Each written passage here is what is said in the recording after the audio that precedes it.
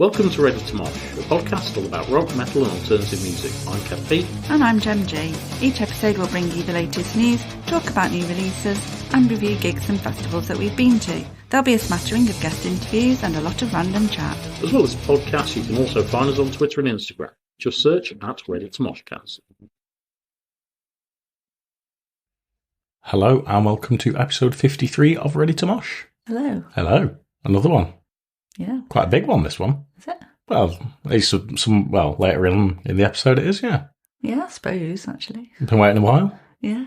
Well, let's do the news first then. Okie dokie. Do you want to start? No, you can start. Oh, okay. Grass Pop Festival have announced the vinyl parts to their lineup, I guess you can say, and it is very, very, very, very epic. I can't remember if we've mentioned this before as they've been adding people on, but Machine Head have been added on to close out the South stage, apparently. I'm not quite sure how many stages they've got there, but that's on the Friday. Helmut Lotti has been announced. I'm not familiar with them, but always give them a try. Tom Morella's going to be there now as well. Elegant Weapons on the Sunday. They've moved from Thursday. There's just loads and loads and loads and loads. So it means that over the 4 days, Thursday's got Guns N' Roses, Ghost, Alter Bridge, Tom Morello, Papa Roach, Arch Enemy as the big lettered band. Big You know what I mean? bands. The ones in big writing, with their proper writing as well. Their own fonts and all that. Yeah. Friday's got Machine Head, Disturbed, Gojira, Amon Amarth, Behemoth, Hatebreed and Meshuggah. Saturday's got Slipknot, Partway Drive, Pantera, Rancid, Architects, In Flames and Hailstorm. And then Sunday has got Def Leppard, Motley Crue, Hollywood Vampires, Generation Sex, 3 Days Grace and Creator. Yeah, it's not a bad lineup, is it? That is, yeah. I would die happily after seeing that festival. Really, it's a shame that it's immediately after download. Yeah, looks really good. Yeah. Should be a good one.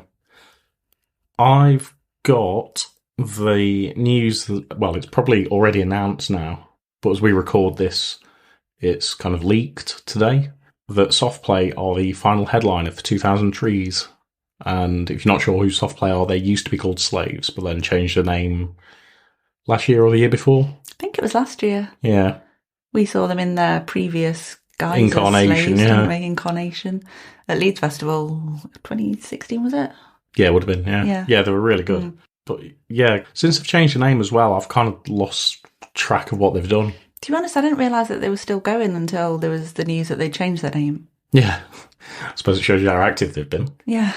A little bit of download news. So they have announced a pre-orderable Download 20 special edition pack, which includes an exclusive t-shirt, which I really like the logo of on the front and how they've done it, but there are no bands on the back, so it's not something I would care to purchase. T-shirt, yeah. Yeah, and then this includes the programme, a special edition one, lanyard and pin badge. So they can all be pre-ordered by the 27th of April to arrive pre-festival, so you can take them with you. Obviously, as part of the RIP package, I assume, they've ditched the loyalty scheme, so maybe we won't get a goodie bag this year. Yeah. We'll get a bridge to walk over. Oh, fucking bridge. Not start on that one yet. Yeah. But yeah, I do really like the lanyard this year. If it's the same one that we'll get, it's kind of nice and purpley. Obviously taking in the colourings of the new poster, but focusing on the purple rather than the pink. So I do quite like that, if that is the lanyard that we're getting at least. Yeah, it'd be interesting to see if and what we do get. And also on download, it is now very, very, very, very close to apparently selling out completely, including day tickets. So the Saturday day tickets have already sold out, but Andy Coppin has come out this week and said that the other days are also very close to selling out now as well. Andy Coppin did also say that the campsite be open Tuesday. That is true, so we'll take that with a piece of salt. A piece, not a pinch. Yeah. What size piece would you like? Yes, we'll see about that when it happens, I guess. Yeah. Right, have you got anything else for the news? No. Okay, straight to the point there. Just to say, we're actually recording a bit earlier in the week than we normally do because we're busy towards the end of the week, so there may be a part 2 to the news if anything happens between now and Saturday. We'll see. Right, moving on.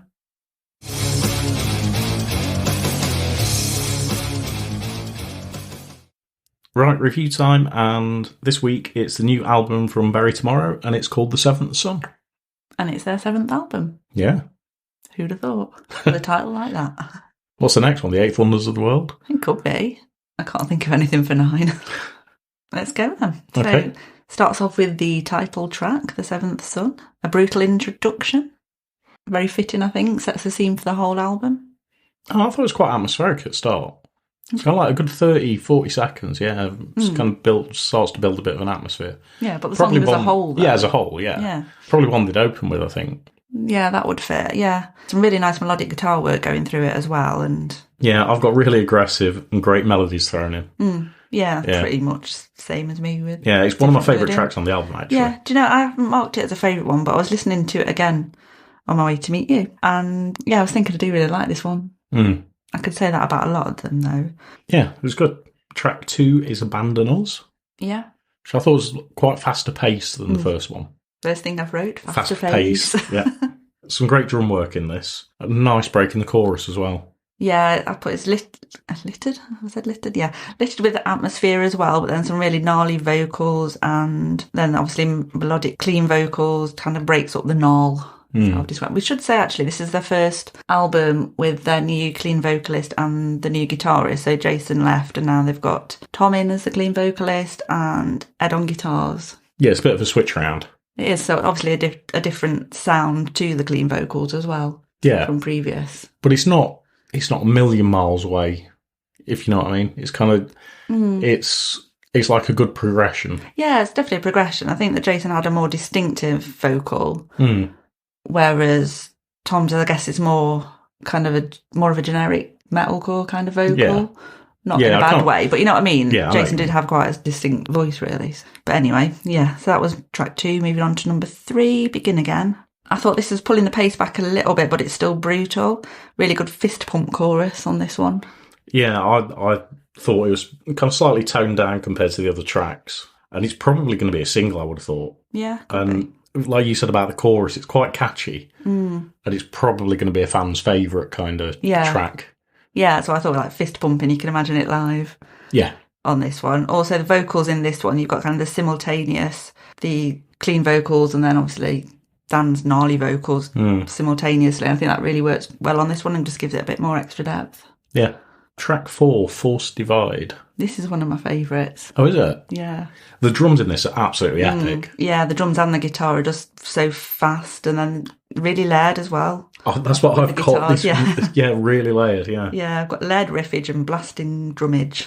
And it feels a lot heavier after the last track as well. And I think because of how stripped back the last track was, this feels just so much heavier. Yeah, I really like the chorus on this one. Bolt Cutter is track 5. I thought this was really keeping up the momentum from the last one.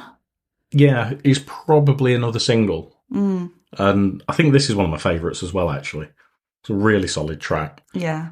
Great melodies in it, really guttural screams. Yeah. And it'll do well, this. Track 6 is Wrath. Yeah, I thought this was kind of more stripped back, and it's got kind of cleaner guitars and vocals through it. And after a slower kind of start, it's really unrelenting, this song. Yeah, I've put that it's a more mellow intro, but then it's kind of really kicks in and becomes really energetic. The guitars are really kind of slamming through it, and I think those duetted vocals again on this. Yeah. So, yeah, it does sound... what was it you said about the vocals? Stripped back. That's it, it's more stripped back, yeah. But I really like how this one fades out as well. Starts mellow and ends mellow. Yeah, full kind of 360. Yeah. Track 7 is Majesty. This one's got a piano intro, it's much slower paced. Starts with a clean vocal. Yeah. This is the complete opposite of every other track on the album. Yeah. And it's almost a ballad. It really is. Yeah, it is. I think within the context of the album, you could say it is a ballad. Yeah. It gets about halfway through, isn't it? I think it does build and get heavier and hit. I feel like it kind of gives you a chance to get your breath back, though. Yeah, that's exactly how I thought of it. I was thinking of like the whole album as like a live set, and this is kind of, they play, I know it's not acoustic, but that's kind of the equivalent of having a bit of a break partway through. Yeah, I can see this doing well live, kind of like a late on sort of track, just slow things down before they go for it to finish. Track 8 is Heretic, featuring Loz Taylor from While She Sleeps. Yeah, I thought I'd get that in. I could see you itching to say it. No, I wasn't. I was going to say this was a single as well. Oh, was it? Yeah. It's definitely back to high speed on this one. Yeah, picks the pace right back up after the last little interlude. Yeah, I think the mixed vocals work really well on this too. Yeah, I do as well. I think Loz just adds that extra kind of layer within it, and it works really well. Number 9 is Recovery, ? Yeah, I love the intricate guitar in this. and it's probably the most technical and accomplished track on the album. Yeah. I think this one, it's kind of paced back a little bit, more of a mid-speed one. Yeah. But yeah, there are those different layers of intricacy going through it, and it's got those sprinkles of spoken word, which just add another extra element. Yeah, I'd like to see this live. I think yeah. that this is another one that I think could go down an absolute storm. Yeah. Track 10, Care. Well, this one's straight in ferociously. Yeah, but picking the pace back up. Well, the first two things I've wrote is breakneck speed.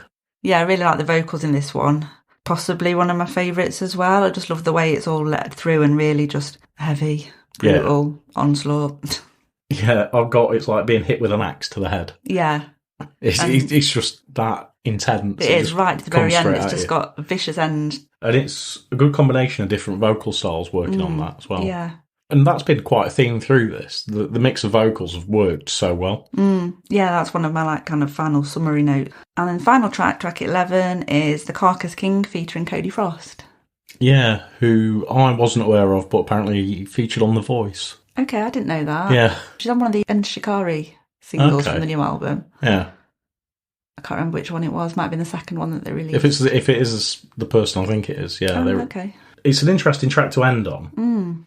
And the guitars seem to pull through cleaner in sections when the focus is on the vocals. And I wasn't struck on it the first time I heard it, but it does kind of grow on you. Yeah, I really like this one. It is one of my favourites as well. I know I've said that a lot. But yeah, I think it's really nice. It kind of slows down the pace to finish, but it's still got the heaviness blending through it. And I think the vocals work really well. I think Cody's vocals are great in it. Yeah. Yeah, it's a really good album. So, and I feel like we've had a couple in a row now after. Yeah, my kind of overall summary really is it's just full of bangers from start to finish. There's not a bad track on there. I think the lyrics as well, there's a lot of poignant, reflective, kind of impassioned lyrics through it, which is, I know, it's kind of standard for Bury Tomorrow anyway, but yeah, it's an interesting direction for the band to take now. Yeah, I want to say I love the artwork as well, the style of it, and also the colours. I just think they're really nice. Which it's always a bonus though, isn't it, when you like the artwork? When you like the artwork, yeah. More so probably in the olden days when you'd have a hard copy. Yeah. But I think that would look nice on a shelf, this one. What have you scored it? I'm going to say 9.5. Whoa, Jesus, wow. Is that high? I initially said 9, but I've been listening to it again and I'm just... Wow, you really do like it. I scored it a little lower than that. Okay. I gave it 7.5. Really? Yeah. Okay. Because I like it, but I think there's still more to come. And I do like the album. You know, it's not a bad album to listen to, but it hasn't blown me away the same way it's blown you away. That's the only difference. That's interesting to see what that does to the league table. Yeah. Update that spreadsheet. I will.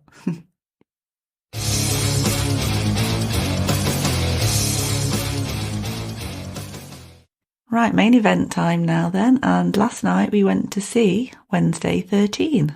Yep, with lots of support. 3 support bands. Yeah, it was a full-on packed schedule of an evening. Yeah, sold out event as well. So we'll tell you all about it. Are we starting with the bands or are we doing our usual merch, venue, recce kind of? I want to start with the merch, actually.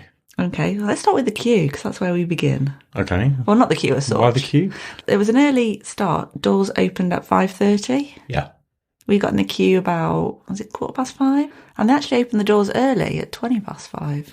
Yeah, that's an unusual move. Which doesn't often happen, but they're obviously ready for us to go in. Yeah, so we managed to get a decent spot, a really good spot on the balcony. Yeah, right in the corner. Yeah, then the merch, we were going to get merch before we got a spot, but because there was a really good spot, we got that first and said, we'll get the merch when we're done.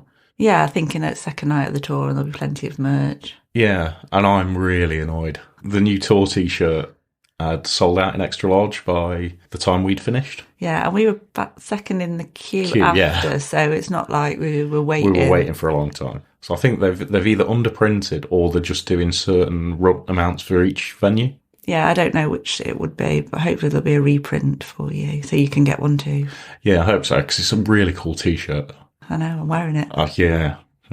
Well, I bought half the merch stand anyway to make up for it. You did, yeah. You did buy a hell of a lot of stuff. I went with the intention of buying a t-shirt and a hoodie, and there weren't any hoodies. But what there was old tour t-shirts from tours that we went to that you bought the shirts at. And for whatever reason, I didn't buy the t-shirts. Yeah. Because I had a phase of not buying a lot of band t-shirts because I didn't really wear them that much. When Whereas now, particularly because I'm mostly working from home, I'm pretty much in a band t-shirt every day. Yeah. So they got 2 old tour t-shirts in limited sizes. They'd only got one in XL and one in small, but I just had one of each, and they were only £10. And I had been looking for some old ones on like eBay and Vinted anyway, so I thought I may as well get them direct from the man himself. So I've got 2 of those. I've got the current tour t-shirt, a little kind of drawstring gym bag, and I did want a new one of those anyway, and that was only £5. So that was a bargain. And then I got a signed picture as well. Yeah. Yeah, so you did kind of do the rounds of the stall, didn't you? I did. I often do, don't I? Because I've already got a tote bag, I've got a beanie hat. I did have another tote bag, but I lost it. They got pin badges, patches, stickers, and other various bits, but I wasn't really in the market for any of that stuff. What I got only came to £55, which would be about the price of a hoodie anyway. Yeah. Or maybe slightly more on Wednesday terms, because the current t-shirts are only £20. Yeah. And you got good value for money for everything you bought. I paid less than the price of a Gajira hoodie and got 5 items. Yeah, that kind of puts it into perspective. Yeah. But I know obviously it's different size bands, but at the same time, Rescue Rooms and Rock City don't take merch cuts. I don't. I mean, Rescue Rooms wouldn't anyway, because it's the capacity, isn't it? I thought it was over a certain capacity though. That's where the merch cuts come in. It depends. I think it depends on the venue. But anyway, so hopefully all that has gone in Wednesday's pocket. Mm. Yeah, the merch was in the back room upstairs. Is it the Red Room? Yeah. So all 4 bands had got stalls set up in there, and it was like a little marketplace. It was. I don't think they were expecting how many people were going to come back upstairs and get merch either. No, I don't either. It was absolutely heaving, and we were like the first ones in. Yeah, on the way out. I couldn't hardly move to get out, to be honest. I was kind of stuck. I struggled. But that's a good thing, because what you like to see, isn't it? Because that's where the bands make money. Yeah, that's where they money. make more money, yeah. So, speaking of the bands, we should move on to the first one. Yeah. Tara Who? Tara Who. I was really, I wasn't aware of Tara Who until kind of like they were announced as support. No, I'd not heard of them before, and I didn't really listen to. I might have listened to a couple of songs beforehand, but I didn't have a lot of time to listen to all the bands before. Yeah, I'd not had any time either, and I wish I had. This time now to go back and listen. Yeah, and I'm definitely going back and listening to Tara Who, because I was really impressed as an opening band. Yeah. Absolutely unbelievable. Did a 30-minute slot. Yeah, it's kind of quite simple. There were just 3 of them on the stage, but it worked really well. Yeah, with a drummer that's only been with them for about 2 days. I think so. So last night was the second night of the show. Yeah, of the tour, sorry. Yeah, really good. And hopefully we'll get a chance to see them somewhere else. Yeah, sound-wise, they're kind of grungy, punky kind of.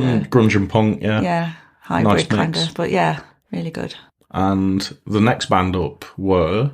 Sick and Beautiful. Yeah, who... A very, very theatrical band. Yeah, I'd seen pictures of them before, and I had listened to them a little bit. So I had a rough idea of what to expect. Yeah, I didn't. I knew nothing about them. Surprise. Yeah, it was a very big surprise. Yeah, very, very visual, a lot of effects going on. And I think the guitarists they've got are incredible. Mm. There was some insane solos going on through that. And, you know, while they put on a great show, they were good live, they're not my kind of thing. No, you're not really into theatrics as much, really, not, are you? Not as much, no.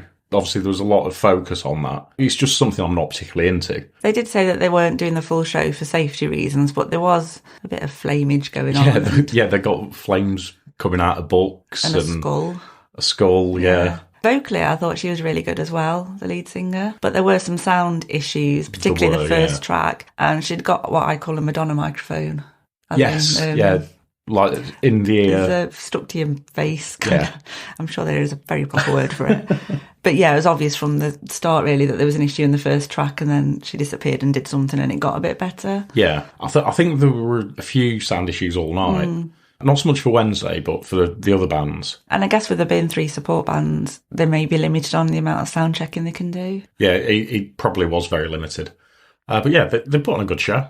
Yeah. And they got a lot of reaction from the crowd as well, I think. Yeah, I don't think they were everyone's cup of tea necessarily. No. But like you said, not overly yours. But yeah, I thought they were all right. I don't think I'd go out my way to watch them again at their own show, but if they were on a festival or something, I could see them somewhere like Bloodstock. Yeah, definitely see them at Bloodstock. They'd fit into that really well. Yeah, there's another half-hour set. Quite enjoyed it myself. The next band up were South of Salem. Yes, I've wanted to see them for quite a while now.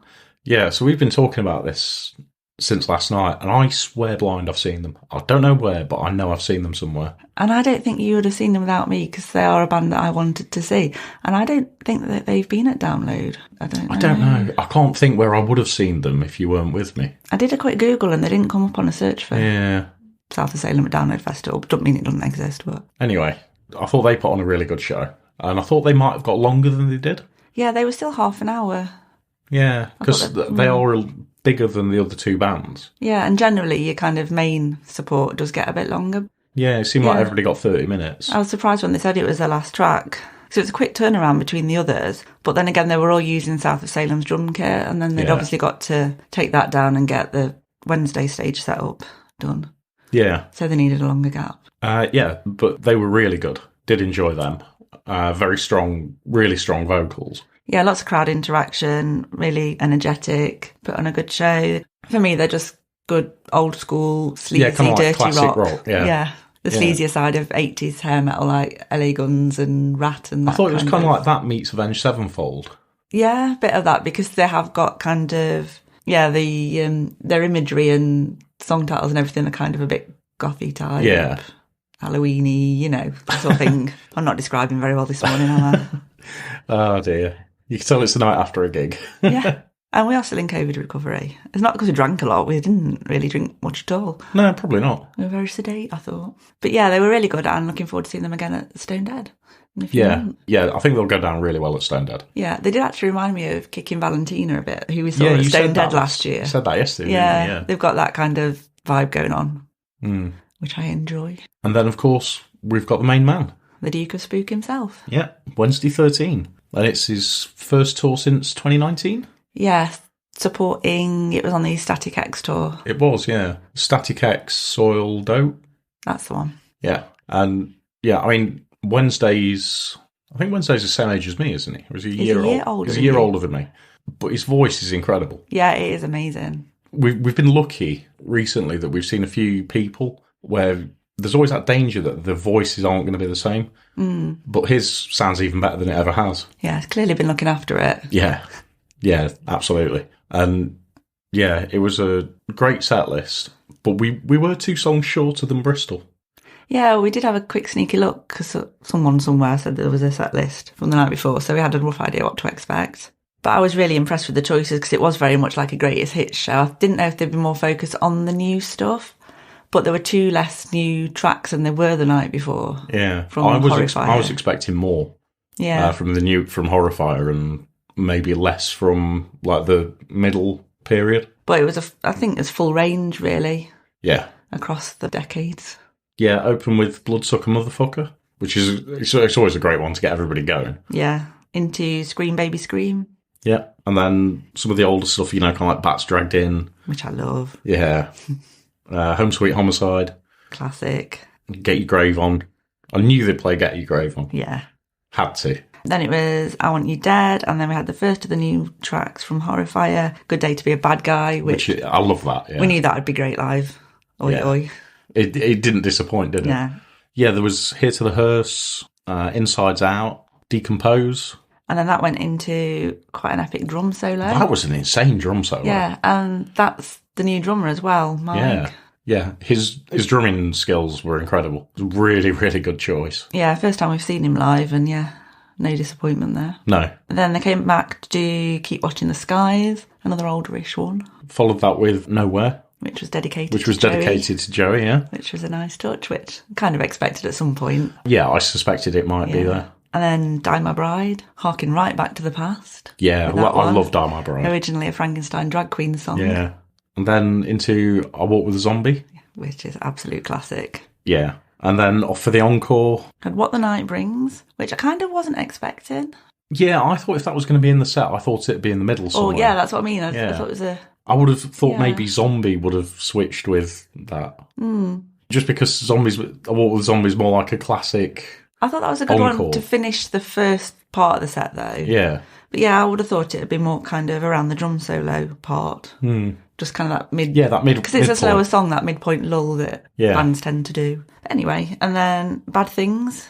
Yeah, another absolute classic. I love that. So it's one of my favourite Wednesday songs. It's one of mine as well. And then obviously finishing with I Love to Say Fuck. Yeah. With that good old umbrella. This good old umbrella. I love that umbrella. Yeah. I always wonder if it's the same umbrella or how many umbrellas he's got through. He must have got through stacks. Yeah, that would be a question to ask. Yeah. How many fuck umbrellas have you got through Wednesday? Yeah. And it was a really, really great show. Yeah, I think it was about an hour and 20 minutes, roughly. Yeah, I think so, yeah. It was done for about 22, quarter to. Yeah. Which is like 15 minutes before the curfew, but obviously they'll be wanting to get people to get the merch and stuff before they have to shut it down. But yeah, they were absolutely incredible. Yeah, just great guitars. I did notice where we were in the corner, as I said to you after we left, I think because I was next to the wall, some of the songs almost sounded like detuned. Mm. But looking back at some of your videos, I don't think they were.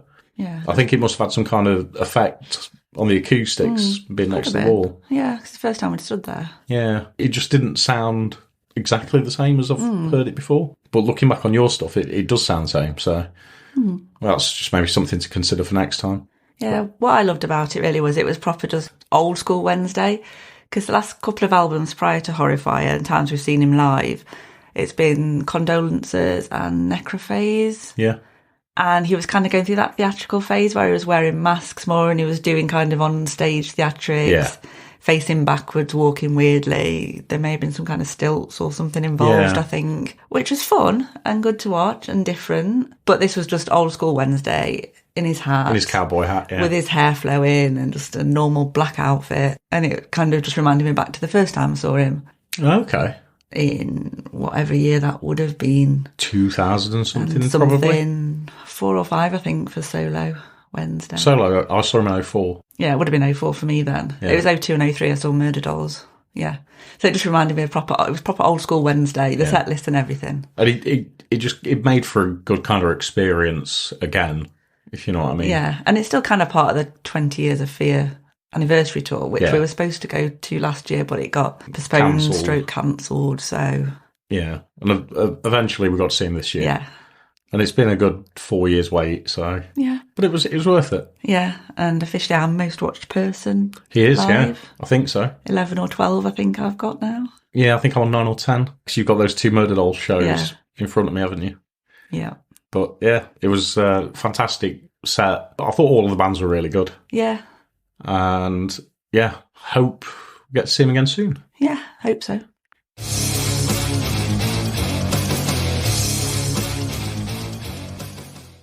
Right, it's recommendation time now, and this week we have gone for one of the bands that we saw last night, and it is the first band that we're on, Tara Who. Yeah, absolutely amazing. You've got to go and check them out if you get a chance. They've got 2 albums out already. One's called Little Out There. The second one is Supposedly a Man. They're currently working on a 3rd album, and their latest release is Fresh Meat Rockstars.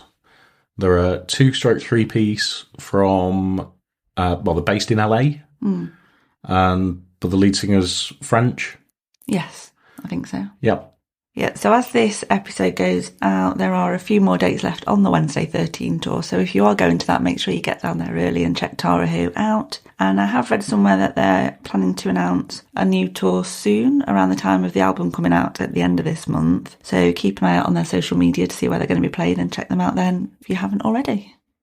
Right, that is the end of this week's episode. There should hopefully be gig vlog number 3 out at some point soon to accompany this episode, assuming that the footage that I took last night turns out okay. So keep an eye out for that. But otherwise, thank you very much as always for listening. Don't forget to give us a follow on social media if you're not doing already. We're on Instagram and Twitter at ReadyToMoshcast, and Facebook, TikTok and YouTube at ReadyToMosh. And we'll be back next week with another episode.